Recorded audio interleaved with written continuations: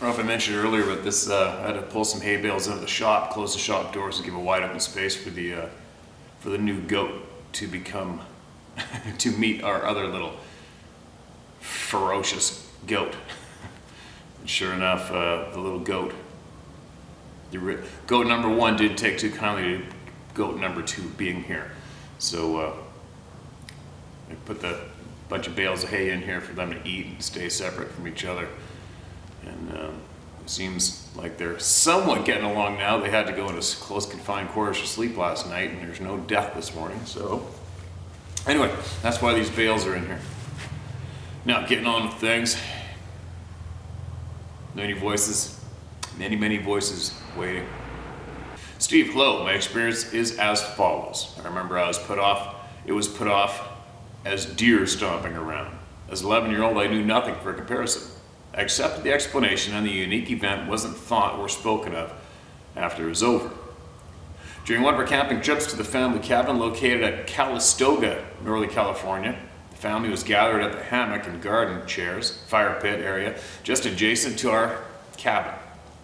Behind the cabin there is an abrupt, steep hill, not accessible by humans. It's just too steep and covered with thick, tall brush, grass, stickers, poison oak, large rocks, oak, and pine trees. This is the area where the ruckus came from that Saturday in May or June of '74. We were sitting and conversing, relaxing in the country air after breakfast, when all of a sudden the loudest explosion of stomping and huffing noises, accompanied by what sounded like boulders being hurled to the ground with much force and then rolled.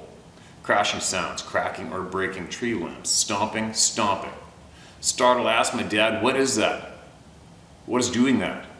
I know everyone else heard what just transpired. The noises sounded like it had to be something huge, with much weight and great strength and anger. Nonchalantly, my dad replied, "Deer," and dismissed my alarm as he really thought deer were the culprit. The loud ruckus over, and my back to the previously mentioned hill, swinging in the hammock, something began throwing pebbles my way, and they were hitting me. Something is throwing rocks at me. That, too, was attributed to squirrels dropping their pebbles off one of the branches of the giant oak tree directly above me. The activity stopped as quickly as it started. We went about the day enjoying the Calistoga countryside, never to speak of this odd experience again. One thing, though, I always had trouble sleeping when I was there at the cabin. I'd wake up at 1 a.m. or so, just wide awake, terrified, scared, feeling like something menacing was watching me. Something would provoke a fear in me, enough to wake me wide awake, something that was outside. And in those wee hours of the silent dark morning, I would try to wish the fear away. I'd pull my blankets tighter around me and close my eyes, praying for safety. Eventually, mercifully, I would fall back to sleep. Upon waking the next day, I would forget about the terror of the night before, and I would enjoy the countryside and play in the creek that ran through our property. Again, however, the fear would awaken me, and a repeat of the same scenario the night before would play out. Isn't it interesting that these interactions with Sasquatch would quickly be forgotten, easily dismissed as some other animal other than what it actually is, forgotten by all who experienced the event? Only as an adult, recollecting my time spent at the cabin in Calistoga, do I now know, beyond a shadow of a doubt, what it was that provided those experiences I had. Excuse me. There are other clues Bigfoot was afoot about the cabin, but for the sake of keeping this anecdote to a readable minimum, I refrain from adding more details submitted here. Thank you. This is the first time I've related my experience to anyone in detail as I have in this email. Maybe my story will jar the memory of a listener of something strange, yet almost lost, once forgotten. Concerning an experience buried deep, brought out for recollection to be shared at the round table of knowledge? Maybe. Sincerely, Susan Wester. P.S. You can use my name. Susan, thanks for that. You imagine, wonder what your parents' reaction would have been had your family been informed of the realities and the truths of what's going on out there from the beginning. I wonder what your dad would have done then. I can't say I've ever been woken up with the fear and dread.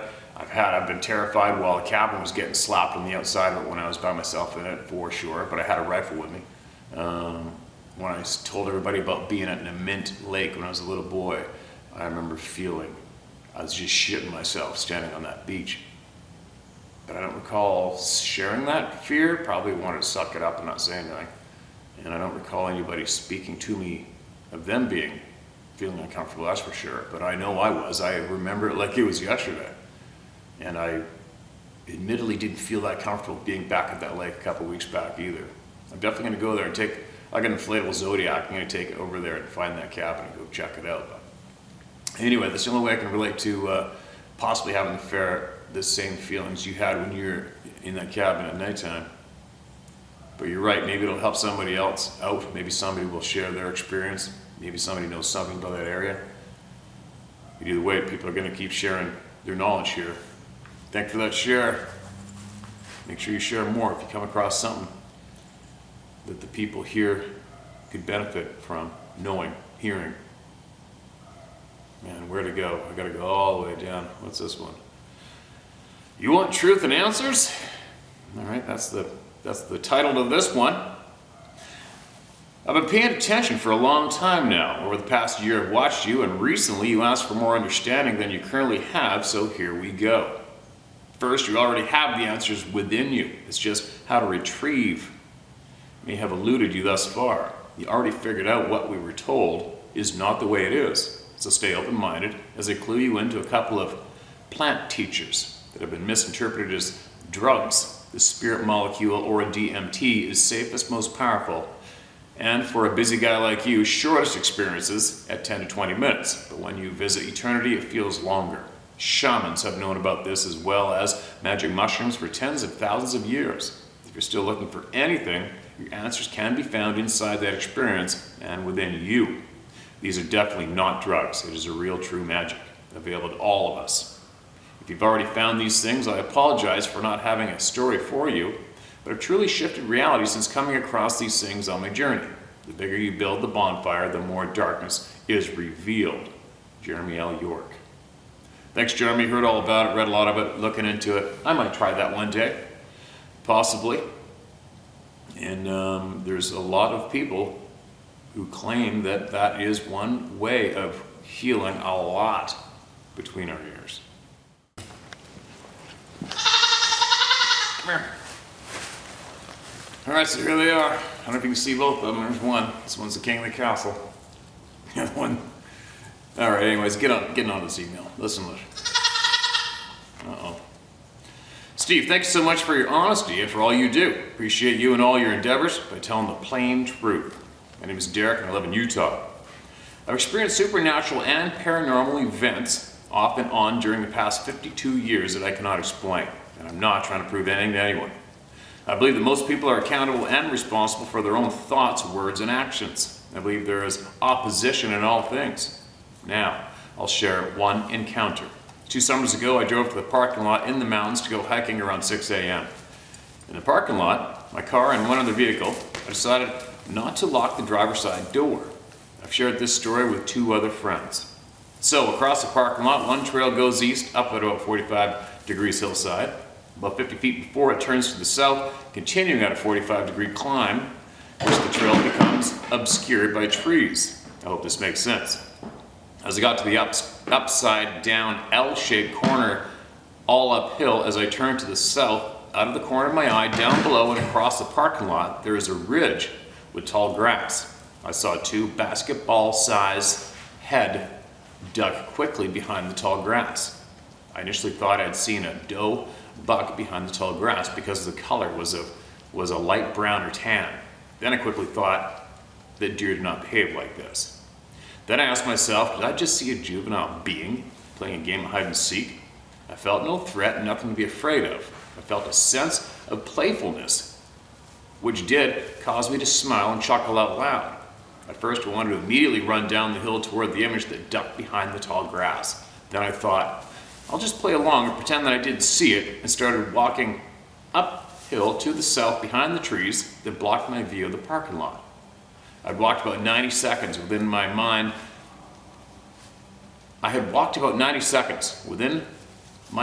This image or impression appeared that this juvenile walked to my car, opened the driver's side door, and reached into the passenger side to open my lunchbox and take the sandwich. As this impression was going through my mind, I yelled in a very loud voice, "Oh no you don't, that's my sandwich." I'm running back to my car simultaneously. I continued yelling out loud, "You find your own food, and I didn't give you permission to open my car door." As I got to my car, I opened the door and checked my lunch, and my lunch had not been tampered with. I soon realized that this was all a fun game. I then talked really loud, "Oh, I see you're just playing." I continued talking to my friend, hiding somewhere behind the trees, saying in a loud voice, come out, wherever you are."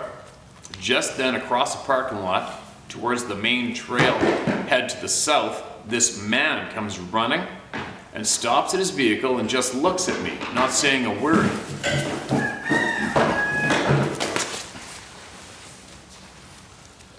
We looked at each other and in silence without moving for 30 seconds. With his eyes, he was asking me, "Who are you talking to?" I said to this silent man, "Oh, I'm just practicing giving a speech because I'm a speaker." This seemed to satisfy his curiosity, and he did an about face and walked back onto the trailhead into the woods.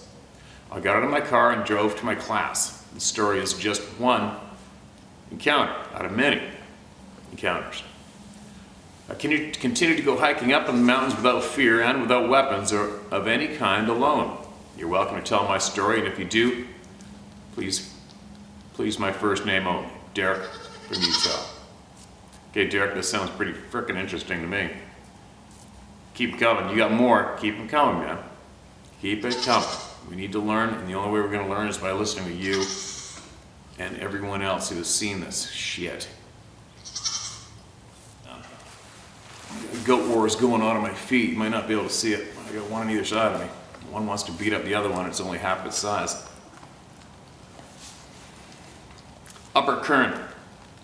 Hello, sir. Watched one of your YouTube videos for the first time this morning. The one about the broken tree and stomped down grass, etc. Brought back memories. In 88, 89, I met a welder named Bruce. We hit it off immediately. He boarded horses at a stable in Long Beach, right on the river. One was his trucker, and the other one was his brother-in-law's, I believe, a paint whose name I can't recall, both geldings. I grew up in Southern California, always dreamed of being a cowboy. We would meet after work, drink a few beers, and ride up the riverbed, sometimes through a hole in the fence into Bruce's subdivision to his house.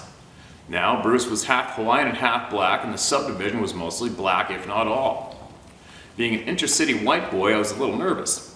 We were heroes. People were coming out of their houses and gathering their kids to wave to the cowboys. Anyway, Bruce told me a story about him and his brother-in-law hauling the horses to the Upper Kern River horse corral sometime in the late 70s or early 80s, I think. They arrived about 2 in the morning. It was dead quiet. Bruce's Bill went up a trail with a flashlight to piss. Bruce walked back to the trailer to chuck on the horses when something let out a long, blood-curdling scream about 100 yards away. Bruce swore it wasn't a cat or a bear. The next thing, here comes the flashlight shaking up and down the trail as fast as it could go. They left and went down to a hotel. Bruce always told it as an amusing story with the flashlight as the kicker. Eventually he talked me into taking the horses up there for a week. On our second or third day, we were riding up a trail in high, fairly flat going, from meadow to dense forest to meadow. About the third dense forest, the horses stopped in the middle and would not move. They both looked to the left, and our spurs were useless. You could have heard a pin drop, it was so quiet. After about 3 or 4 minutes, they faced forward and moved on. I have to say they were both armed, and neither of us felt hairs on our necks or the need to put our hands on iron, but it's definitely weird. A year later, I moved to Idaho for 15 years and lived the dream. Had horses. Hey, shut up. Hey. It's yelling at you.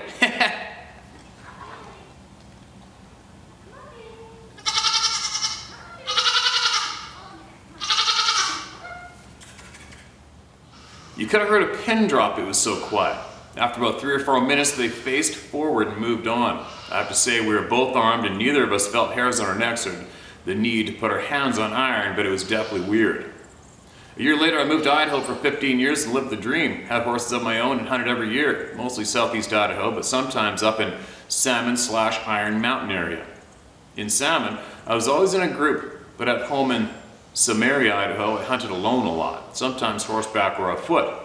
I can totally relate to what you said, how tracking and spotting becomes second nature. In all my years in Idaho, I never had a weird experience, just North Kern. I'm curious now, are there a lot of stories about Upper Kern? I don't know if you said to use your name or not. Okay, let's just use your first name, Tom. Tom, thanks for that, man. I'm not familiar with the name Kern myself. I'm sure somebody else is going to be on listening to your experience for sure.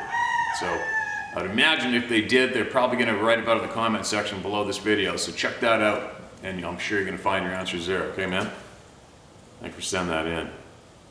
It's funny how many I get. Not for read, not for public, just for you only. All right, we got to skip over those while I'm here because this is about all the people. Okay, what do we got? This is titled, They Can Run Faster Than You Think. Hey Steve, hope you and the family are doing well. My name is Matt and I had a very weird encounter. I'll get right into it. Back in 2008, I was delivering auto parts to the western half of Oklahoma in a 24-foot rider box truck. The route ran from 6 p.m., where I loaded everything I needed, till normally around 6 a.m. to 7 a.m. Oh, no way, all night long, eh? Or depending on how quickly I could get it done. I had 2 stops in a town called Vicky. One stop, or VC, is V-I-C-I. One stop was dead center of town, and the last stop was on the far east side of town. I'll attach pictures to show you where this happened. Made the first stop with nothing out of the norm, so I traveled a few miles to the second stop in town. I felt really odd when I got out of the truck, like something was stalking me and watching me. I served in the U.S. Army for 5 years, and I don't rattle easily. Once I made the delivery, I literally ran back to the truck cab like it was going to save my life. Now this is where it gets interesting. I was goofing it out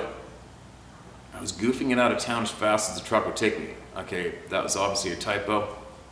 I was speeding it out of town as fast as the truck could take me, which was 70 miles per hour. When I came around this curve, something caught my eye to the right side of me. The damn thing was pacing my truck and looking in the window of the truck. The window was up, by the way, while running the same miles per hour my truck was doing, which was 70. At that moment, I can even explain the feelings I was having, mostly fear. I got that metallic taste in my mouth. I still don't know what to make of it to this day. Thanks, Matt. All right, thanks for that short message to me too. I get it, man. And you gotta ignore those people, all right? But anyway, here's the photos. I'll share them if you want, and maybe next time, if you think about it, you could possibly, if you want, email back and give us a detailed description of that thing. Tell us what it looked like, all right? And the look on his face, the expression, how it was moving. That's not a fun thing to see, and we've heard of that more than a few times for sure. Thanks for sending that, man. Make sure you write back with a description if you ever get around to it, get the time, all right? Steve, I have a great deal of respect for you and what you're doing. This may be a bit longer than the average story, but it takes place in quite an odd place and far from the forest. My name is Michael Gieseke. Oh man, I can't pronounce it, I'm so sorry. Gieseke, and I live in Land of Lakes, Florida. My story begins in Dixie County, Florida, on the Suwannee River. Around 1976, while at my father's second home in Old Pine Landing during hunting season, men who were from Vietnam vets and considered family by mine were telling a story about canoeing down the Suwannee close to where the river starts, all the way to Dixie County. These men were serious when explaining how something on 2 feet followed them on the riverbank for miles. At one point, it even broke green limbs from trees at least 8 feet from the ground and screamed/yelled at them violently and threw the limbs at them in the middle of the river. During these years, I've experienced feelings I can only describe as a quick drop in blood sugar, followed by my vision being affected, combined with a percussion wave affecting my ears/affecting my sense of balance. Fast forward to 2016, the strangest gathering of owls in one place. Large owls, 11 of them. all within 100 feet of each other. These owls shouldn't exist in such close proximity of each other, yet here they were, hooting and looking deep into my soul. The first sighting was between 10 and 11 a.m. from a window on the second floor at a distance of less than 60 feet in a green, grassy open area right in front of the condo I'm living in. The single large tree standing alone from all others in the small strip of wooded area surrounding a lake surrounded by nudist resorts. Yes, not your standard Bigfoot experience. This day, this tree looks to be twice the size as the day before. It looked as though there was new Spanish moss on the east side of the huge pine tree. So much so, I asked my roommate to look at the tree and explain the overnight growth. She and I both looked back at the tree as the Spanish moss on the east side then stepped away from the tree. And I was effing stunned, as was she. It was about 8 to 9 feet tall and it was gray with black specks. And it looked so much like a Florida screech owl in color, and amazingly, if you were to take the head off of a screech owl and make it proportional to fit on a 8 to 9 foot tall, 700 plus pound upright walking body, that's what its head and face look like. Eye, plates, and all. Crazy. For the next few years, I saw these people who I do not believe were hairy, but actually feathery. I know this sounds crazy. Whenever the screech owls were screeching, I knew they were out there. There are several different types. Not sure if they are different species or subspecies or even races of these people. My best friend worked for the NSA, and he has spent the better part of the years trying to disprove many of the outlandish things I've told him. To date, with all his resources, he has yet to disprove anything. Now, as I've become more aware of the presence of these people, owls, the largest owls in the world, are 26 to 28 inches tall from head to tail. If you have ever heard a hoot from an owl way off in the distance, yet the hoot is so loud it rattles your chest, it is physically impossible for such a small animal to make such a loud sound, not owls. I started to hear what I can only describe as two people who don't speak the same language trying to communicate with each other, and flashes of what I will call pictographs in my mind. I would look at the place I knew the sounds were coming from, but nothing was there. Once they realized I was hearing them, the largest one I have seen, I believe him to be the alpha because the others were afraid of him, or like wolves, they were subservient to his authority. He was 14 feet tall, and if I had to guess, 3,000 pounds, and he moved as if he only weighed 100 pounds. He would come right up to the window of my room. I heard him ask in perfect English if I could hear him. I answered yes. That first night was the end of our dialect. When I saw him in person, it was shocking. He was about 70 to 100 feet up away from me. The sun was setting. When our eyes met, he closed the distance between us in a nanosecond, and his huge face was right in mine. I believe he imprinted on me in such a way he knew my DNA makeup. He would never forget me, as his children and my children would also be this familiar for generations to come. This particular person looked like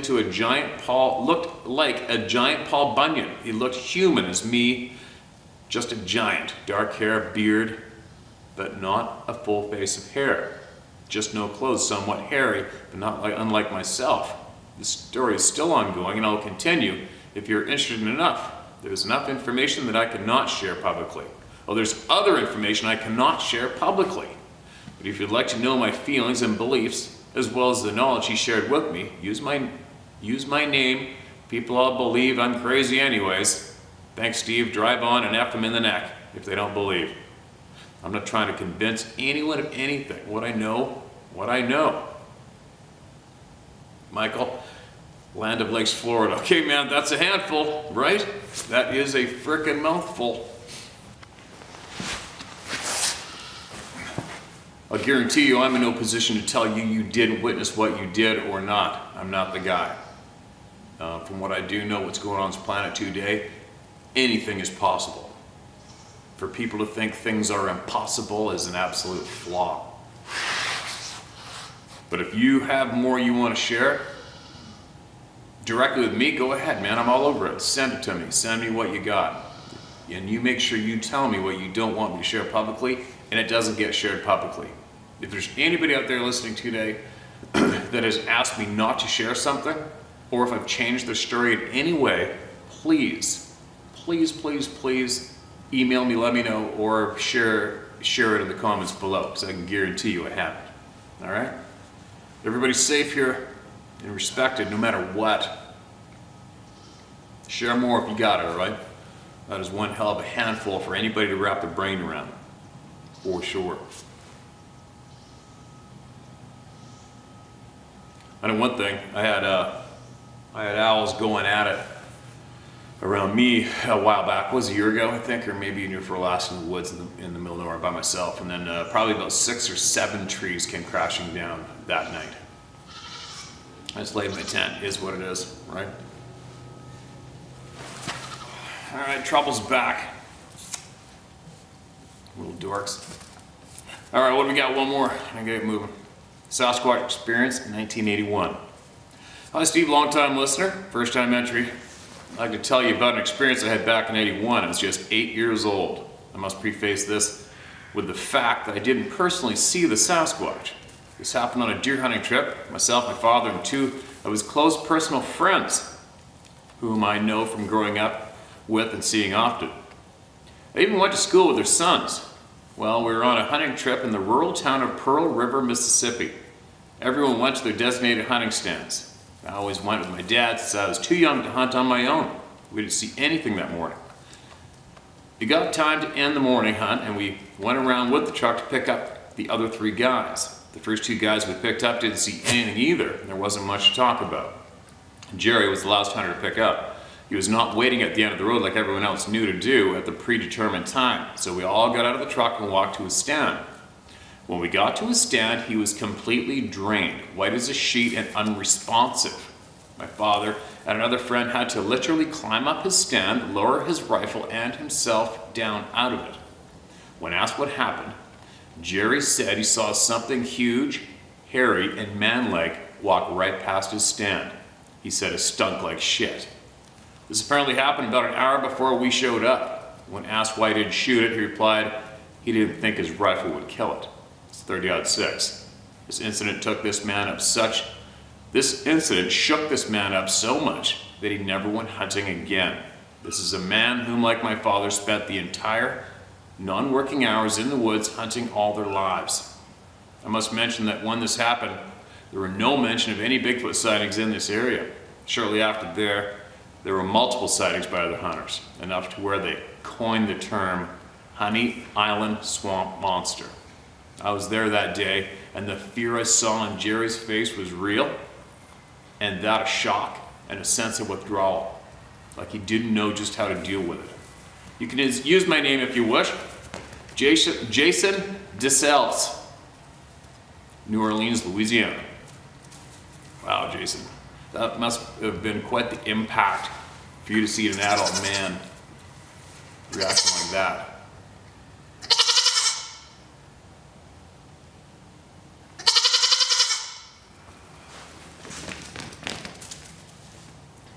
Goofy goats.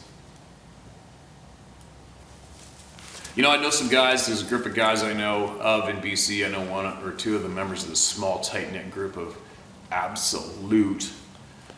When I refer to a fellow hunter in BC as a killer, it's not an insult, it's not a nasty thing to say it. It's almost out of respect when I just use the word killer. It's not, as in killing, it's just like, these guys are killer at what they do, man. They are very, very intense hunters of elk, mule deer, and other species, and they go out of their way to go to the middle of absolute nowhere. And they pass on some enormous sized animals looking for that one special past its prime or prime individual, species, whatever they're after. I'm just saying these guys are right into it, scared enough, and very good at what they do, and none of them believe in this topic. And chatting with one of these guys, direct messaging on a hunting forum a while back, he was questioning my stance on it and saying, do you really believe in these things? These guys, apparently, he said they have a lot of respect for me and my hunting. And I'm like, hey man, I told him flat out, there's nothing I can do about it. Seeing it, there's nothing I can do about it.